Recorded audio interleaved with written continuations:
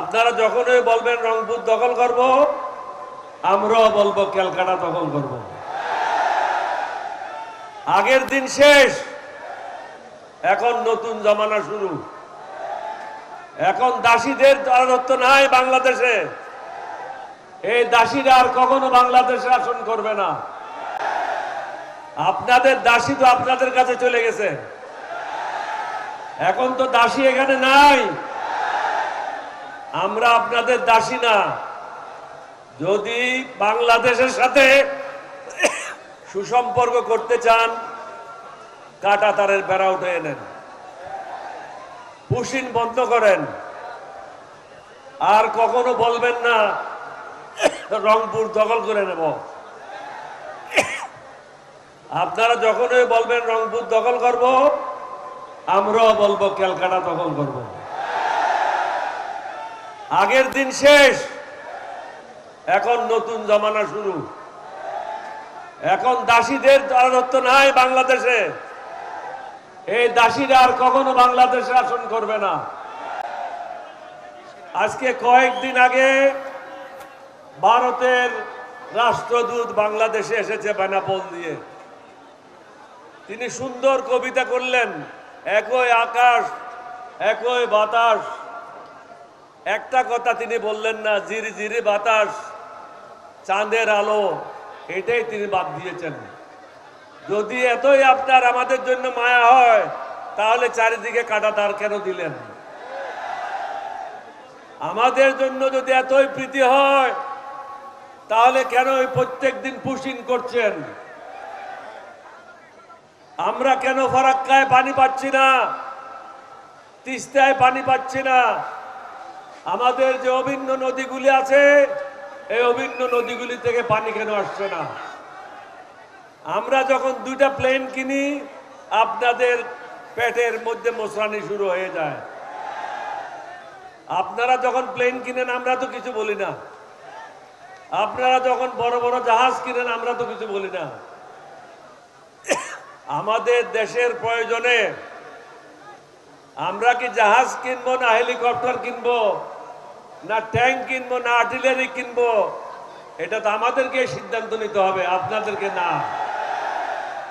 আপনাদের দাসী তো আপনাদের কাছে চলে গেছে, এখন তো দাসী এখানে নাই। আমরা আপনাদের দাসী না। যদি বাংলাদেশের সাথে সুসম্পর্ক করতে চান, কাঁটা তারের বেড়া উঠে নেন, পুশিন বন্ধ করেন। আর কখনো বলবেন না রংপুর দখল করে নেব। আপনারা যখনই বলবেন রংপুর দখল করব, আমরাও বলবো ক্যালকাটা দখল করব। আগের দিন শেষ, এখন নতুন জমানা শুরু। এখন দাসীদের রাজত্ব নাই বাংলাদেশে। এই দাসীরা আর কখনো বাংলাদেশে শাসন করবে না।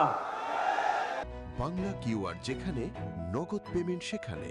সারা দেশে 10 লাখেরও বেশি মার্চেন্টে নগদে পেমেন্ট করুন খুব সহজে। আজকে রংপুরবাসী কি মেসেজ দিচ্ছে পুরো বাংলাদেশকে?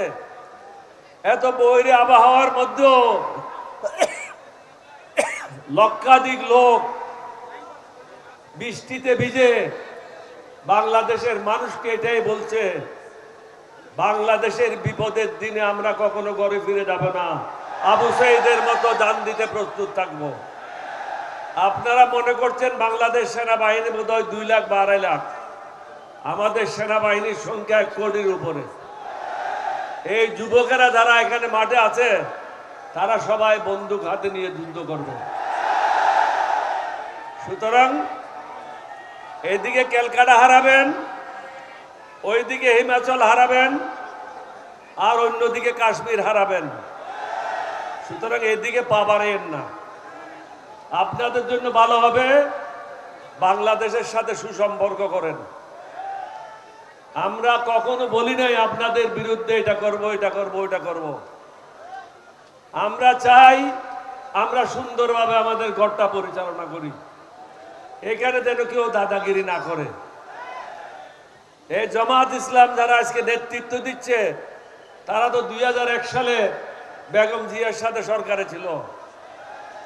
তাদের সময় কি আপনাদের বিরুদ্ধে কোনো কাজ করেছে? করে নাই।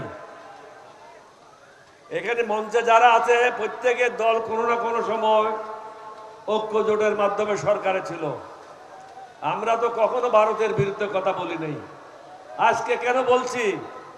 কারণ আপনাদের ইউটিউবেরা, আপনাদের একজন সায়েন্টিস্ট সে কি বলল যে রংপুর কিনে নেব বা দখল করে নেব, যেন তোদের বাপের দেশ। হ্যাঁ, এটা কি ইয়ে পাইছো, মগের মুল্লুক পাইছো? আরে বেটা, আমরা যুদ্ধ করে স্বাধীন হয়েছি। হাসি তামাশা করো না, পরনে ধুতি থাকবে না। নিজের দেশ নিজে সামলাও, আমাদের দেশ আমাদেরকে সামলাইতে দাও।